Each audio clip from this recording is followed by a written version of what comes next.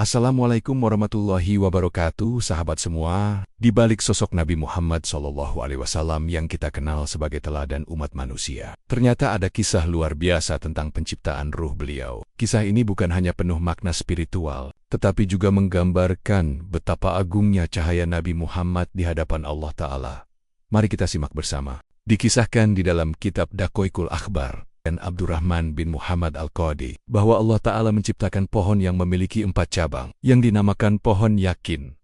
Lalu, Allah menciptakan cahaya Muhammad di suatu tirai dari mutiara, putih, berbentuk seperti burung merak. Burung itu diletakkan di atas pohon dan mulai bertasbih kepada Allah selama 70.000 tahun. Lalu, Allah menciptakan cermin kehidupan dan meletakkannya di hadapan burung itu. Ketika melihat dirinya di cermin, burung merak merasa malu karena keindahan rupanya. Dari rasa malunya, jatuhlah 6 tetesan air mata. Dari tetesan-tetesan itulah, Allah menciptakan Abu Bakar, Umar, Utsman, Ali, Mawar, dan Beras. Setelah itu, cahaya Muhammad melakukan sujud sebanyak 5 kali. Dari peristiwa inilah, Allah mewajibkan salat 5 waktu bagi Nabi Muhammad dan umatnya. Inilah salah satu rahasia di balik kefarduan salat yang kita lakukan setiap hari. Allah kemudian melihat cahaya Muhammad sekali lagi. Karena malu, cahaya itu berkeringat. Dari keringat hidungnya, Allah menciptakan para malaikat. Dari keringat wajahnya, lahir arasi, kursi, lauh mahfuz, matahari, bulan, dan bintang. Dari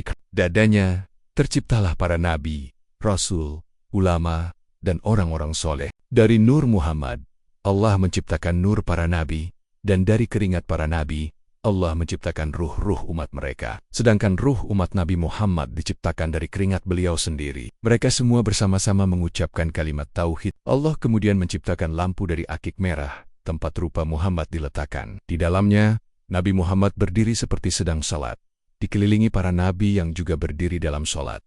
Mereka semua membaca tasbih dan tahlil selama 100 tahun. Allah Ta'ala kemudian memerintahkan setiap ruh untuk melihat kepada Nur Muhammad. Dari bagian tubuh mana mereka melihat cahaya itu, itulah takdir yang ditetapkan bagi mereka di dunia. Inilah rahasia besar yang menjelaskan berbagai peran manusia dalam kehidupan. Di antara mereka ada yang melihat kepala Nur Muhammad. Mereka menjadi khalifah atau pemimpin besar di antara para makhluk. Ada yang melihat dahi Nur Muhammad, maka jadilah ia raja atau ratu yang adil. Yang melihat kedua mata Nur Muhammad, mereka menjadi orang-orang yang hafal firman Allah, seperti para ulama dan qari. Ada yang melihat alis Nur Muhammad, maka jadilah ia pelukis atau seniman. Yang melihat telinga Nur Muhammad, mereka menjadi orang-orang yang tampan rupanya dan cerdas akalnya. Yang melihat bibir Nur Muhammad, mereka menjadi menteri atau penasihat. Yang melihat hidung Nur Muhammad, mereka menjadi hakim atau dokter yang tajam akalnya. Yang melihat mulut Nur Muhammad, mereka menjadi orang-orang yang gemar berpuasa. Yang melihat gigi Nur Muhammad,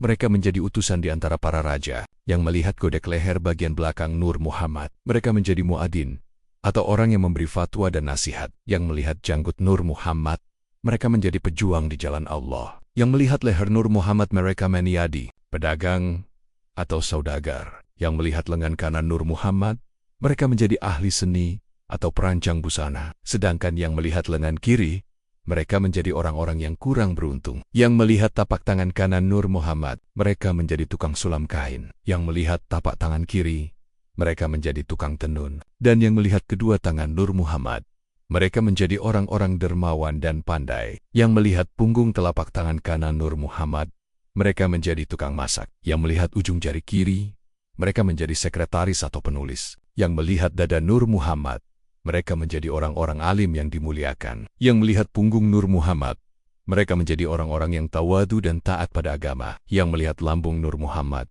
mereka menjadi ahli perang. Yang melihat perut Nur Muhammad, mereka menjadi orang-orang zuhud dan sabar. Yang melihat lutut Nur Muhammad, mereka menjadi ahli rukuk dan sujud. Yang melihat kaki Nur Muhammad, mereka menjadi ahli berburu. Yang melihat bayangan Nur Muhammad, mereka menjadi penyanyi atau ahli musik. Dan yang tidak melihat sama sekali dari Nur Muhammad, mereka adalah orang-orang kafir, seperti Yahudi, Nasrani, atau Majusi. Terakhir, sesungguhnya Allah Ta'ala memerintahkan kepada makhluknya untuk melakukan sholat dengan lambang bentuk nama Ahmad dan Muhammad. Maka berdiri di dalam salat itu sebagaimana huruf alif, rukuk itu seperti huruf H, sujud itu seperti huruf mim, duduk itu seperti huruf dal, dan Allah menjadikan bentuk nama Muhammad, maka kepalanya itu bundar seperti mim yang pertama, badan itu seperti huruf H, perut itu seperti huruf mim yang kedua, dan kedua kaki itu seperti huruf Do. Semoga kita semua bisa memaknai keagungan Nabi Muhammad dalam setiap ibadah kita.